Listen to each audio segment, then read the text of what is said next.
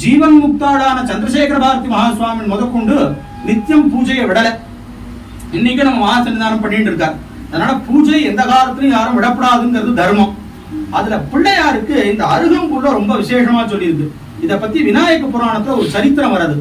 இந்த அருகம்புல்ல கஷ்யபர் தேவதைகளுக்கெல்லாம் அப்பா, கஷ்யப பஷ்யபோ பவதின்னு வேதம் சொல்றது சூரிய நமஸ்காரத்துல.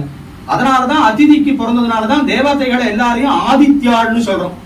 அந்த கஷ்யபர் நித்தியம் பிள்ளையார பூஜை பண்ணுவாராம். அப்படி பூஜை பண்ணும் போது இந்த அருகம்புல்ல வச்சு அர்ச்சனை பண்றாரு. அப்ப அந்த அம்மாவுக்கு ஒரு நாள் ஒரு சந்தேகம் வருது. எக்கச்சக்கமான வாசன புஷ்பம் எல்லாம் இருக்கு, நம்ம பசங்களோ தேவேந்திரன் மற்ற தேவதைகள்லாம் நீங்க சொன்னீங்கன்னா மேலேந்து பெரிய பெரிய பாரிஜாதம் அப்புறம் கதம்ப விருட்சம் இதெல்லாம் கொண்டு வருவாடு, இந்த சாமானிய புல்ல வச்சு நீங்க பூஜை பண்றீங்களே என்ன காரணம்? அப்படியா, நான் இதோடைய மகிமையை உனக்கு காமிக்கிறேன்னு பிள்ளையாருக்கு அர்ச்சனை பண்ண நிர்மாதி அருகம்புல்ல கையில கொடுத்து இதை எடுத்துன்னு போய் நேரா உன் பிள்ளை கிட்ட இருந்து இதுக்கு சமானமான ஐஸ்வர்யம் வாங்கின்பா அப்படின்னு சொன்ன உடனே அவ தேவமாதா நேரா கிளம்பி வேற இந்திரலோகத்துக்கு போய் எல்லா தேவதைகளும் அம்மா வந்திருக்கா நமஸ்காரம் பண்றா, என்ன காரியம்னு கேட்கறான் தேவேந்திரன். இல்ல உங்க அப்பா கிட்ட கேட்டேன், இந்த மாதிரி பிள்ளையாருக்கு அர்ச்சனை பண்ண அருகம்புல்ல இதுக்கு சமானமா ஐஸ்வர்யம் கேட்டாரோன்னு இந்திரன் சிரிச்சானாம். இதோ புல்லு, இதுக்கு சமானமா இந்த குந்துமணின்னு சொல்லுவோம். ஏன்னா சாஸ்திரங்கள் எல்லாமே தானத்துல இந்த குந்துமணியை தான் பேசுறது உதாரணம். இப்பதான் நாம மத்த பவுனு சொல்றோம், அது நிஷ்கம் தோரா எடை இந்த மாதிரிலாம் சொல்லுவோம் அந்த பழைய வழக்கத்துல. அந்த மாதிரி நிஷ்கம்னு சொல்றது ஒரு வழக்கம்.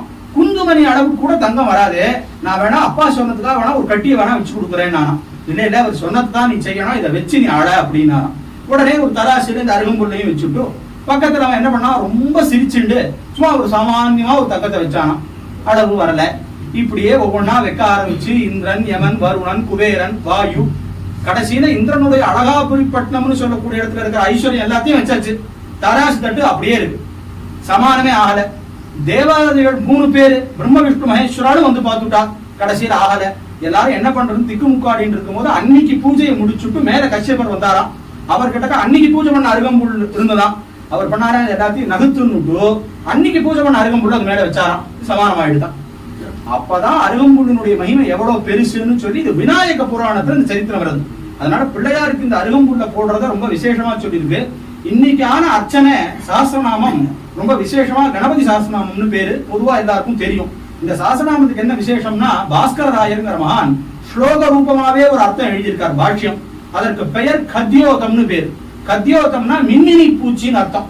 சூரியனுக்கு முன்னாடி மின்மினி பூச்சியினுடைய ஒளி எந்த மாதிரியோ அந்த மாதிரி மகா கணபதிங்கிற சூரியனுக்கு முன்னாடி நான் எழுதின பாஷ்யம் அப்படின்னு சொல்லியிருக்கார், ஸ்லோக ரூபமா எழுதியிருக்கார்.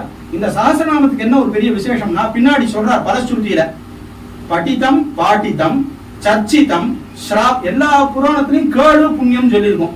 ஆனா இந்த மகாகணபதி சஹஸ்ரநாமத்தை பத்தி பேசினாலோ இப்படி மகாகணபதி சஹஸ்ரநாமம்னு ஒண்ணு இருக்குன்னு சொன்னாலோ இந்த சஹஸ்ரநாமத்துல என்ன வார்த்தை எல்லாம் இப்படி வரதுன்னு சொன்னாலே புண்ணியம்னு இருக்கு சஹஸ்ரநாமம். அந்த சஹஸ்ரநாமத்தினால இன்னைக்கு பிள்ளையாருக்கு அர்ச்சனை, மூல மந்திர நாமார்ச்சனையினால அர்ச்சனை. இந்த நாம மந்திரம் உபனிஷத்துல வருது, அதுக்கு லட்சணம் உபனிஷத் கொண்டு போய் சொல்றது. அகாரோ மத்தியம ரூபம் அனுஸ்வார சாந்திய ரூபம் பிந்து உத்தர ரூபம் நாத சந்தானம் சகுன்மிதா சந்தி சைஷா கணேச வித்யா. இது கணேச வித்யேன்னு பேரு. அதர்வ சிரஸ்திலே கொண்டு போய் இந்த உபனிஷத்துல இந்த நாமாவை பத்தி பேசுறதுனால அதை வச்சு பகவானுக்கு விசேஷமான இன்னைக்கு ஒரு அர்ச்சனை. இந்த சஹஸ்ரநாமம் ஒரு கட்டு செட்டா இந்த தூர்வா நிறைய பண்ண அர்ச்சனை, இதெல்லாம் பகவானுடைய அனுகிரகத்துக்கு ஒரு பெரிய விசேஷம். ஒரு மேல மேல நமக்கு ஸ்ரத்தையும் ஆச்சாரியாட்ட பக்தியும் இன்னும் கோபாலனுடைய கைங்கரியம் ஊருக்கான க்ஷேமம் இன்னும் மீது எல்லாத்தையும் கொடுக்கட்டும். அதனால இந்த அருகம்புல்லுக்கு அவ்வளவு மகிமைங்கிறது தெரிஞ்சுக்கணும். இப்ப என்னமோ டாக்டர் எல்லாம் சொல்றாளா அந்த ஜூஸ் எல்லாம் சாப்பிடுறதுன்னு சொல்லி இடத்துல எல்லாம் பண்றாளாம். நம்ம பெரியவா அந்த காலத்துல அருகம்புல் பில்வம் துளசி இது போட்டு ஒரே ஒரு தீர்த்தம் இது குடிச்சுட்டாலே சர்வரோக நிவாரணியா இருக்குது. அதனால சிவ பூஜை பண்ணணும், பஞ்சாயத்தன் பூஜை அவசியம் ஆத்துல வச்சுக்கணும், பிரம்மயஜ்ஞமாவது இருக்கணும் அப்படிங்கிறது இதுல இருந்து நமக்கு தர்மம் தெரியறது. அதையெல்லாம் பகவான் நமக்கு நிறைய கொடுக்கட்டும். ஹர நம பார்வதி பதயே.